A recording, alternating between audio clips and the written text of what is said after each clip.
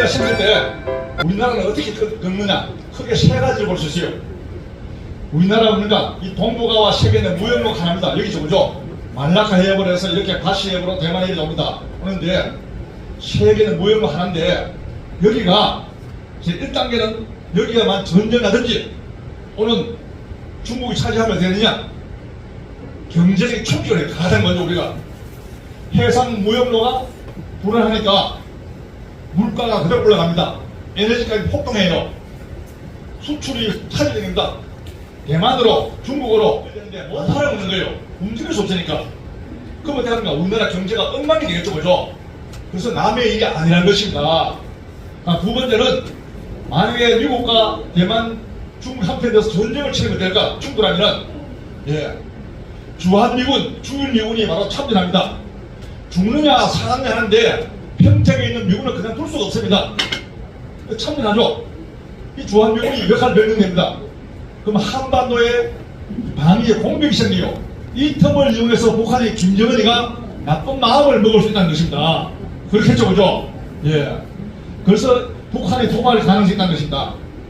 세 번째는 경제 외교지입니다. 외교적인 충격이에요. 미국이 있다가 야 너도 참전해라 우리 보고 그래요. 미국과 일본은 참을 왜 안 하느냐, 한국 참전해라 입니다. 그럼 참전하려고 그러면 또 중국이 어떻게 합니까?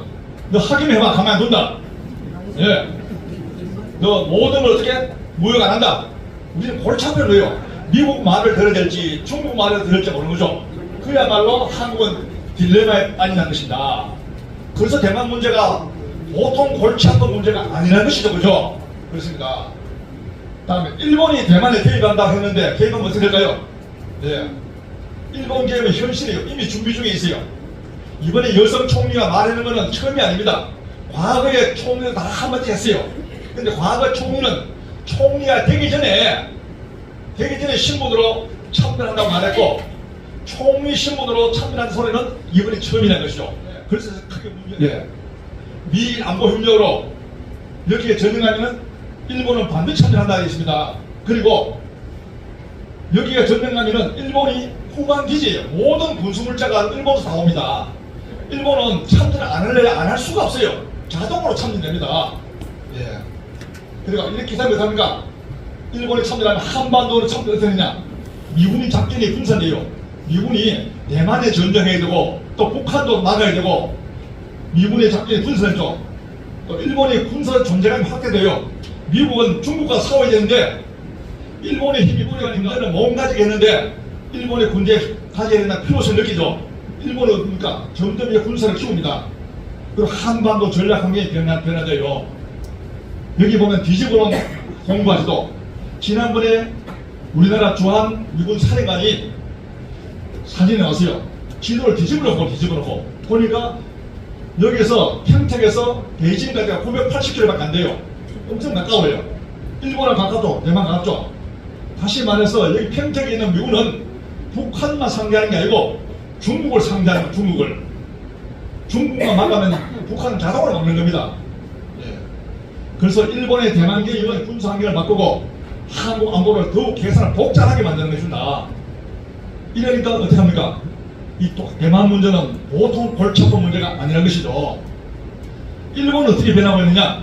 일본은 다카이 총리가 대만 유사시에 자위대 출동한다는 걸 하는데 이거는 오래전부터 나온 말이지만은 총리 신분으로 처음 해야겠죠. 그래서 그러니까 이제 해군력, 공군력을 엄청나게 강화하고 있습니다. 일본에는 우리보다 GDP가 배로 많은데 그런데 국방비는 1%밖에 안 돼요. 근데 앞으로 국방비를 배로 2% 하게 돼요. 2% 하면 우리보다 몇 배 됩니다. 4배씩 늘어나 버려요. 엄청나게 커져버립니다. 일본은 왜 안보정책을 변경하느냐? 일본은 태평양 전쟁에 망하고 나서 메가드 장군이 법을 만들어서 법을 어디로 해야 뺏겨냈어요. 뭐라고? 흡도되나? 전쟁은 절대 안 하겠다. 전쟁을 하지 않는 나라 전쟁 절대 안 하겠댔어요. 일본 전쟁 안 합니다. 두 번째 2조에 보면은 그냥 전력, 즉 군대도 보유하지 않고 다음에 교정권을 사원을 얻어 하지 않겠다 했습니다. 전쟁은 절대 안 하겠다. 군대도 보유하지 않겠댔어요. 근데 군대 보유 안 했어요. 근데 한국 전쟁 나고 나니까 아, 그건 좀 필요하니까는 자위대를 만들었어요. 자위대. 자위대 국군이 아니라 자위대를 늘려 해놓은 겁니다. 근데 이걸 뭡니까? 전쟁을 할 수 없는 나라도 그죠? 근데 전쟁을 하겠다고 하고 있는데요. 그래서 미국도 용인을 해요. 왜? 중국과 싸워야 되는데 혼자 힘이 힘들어요.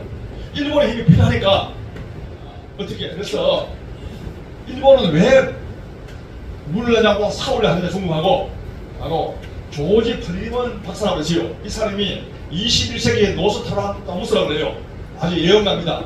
이분이 모든 전쟁을 다 맞춘 사람이에요. 대단한 사람이에요. 이 사람이 뭐냐면은 2020년대 가면은 일본이 헌법 구조를 유지하기 어렵다. 전쟁을 하지 않는 나라 다 한 것을 유지하기 어렵다면서 다시 말해 전쟁하는 나라로 하겠다는 것이죠. 그래서 군사적으로 정상국가 되겠다. 정상국가는 뭐냐? 보통국가는 하는데 전쟁을 할 수 있는 나라가 정상국가예요. 보통국가입니다. 국가는 원래 전쟁을 하는 조직이에요. 전쟁을 할 수 없는 나라는 나라가 아닙니다. 전쟁을 잘 하는 나라만 살아남으세요. 고구려, 백제, 신라가 있습니다. 다 망했죠. 전쟁을 할 수 없어 망한 거예요. 현재는 전쟁 잘 하는 나라만 살아남았다.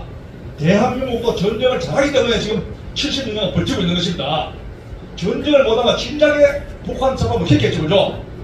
원래 국가는 전쟁하는 조직이에요. 그런데 어떻게 전쟁하는 나라로 국가 행동을 바꿀 것이다 했어요. 바꾸지 않을 경우는 쇠락에 빠진다. 왜?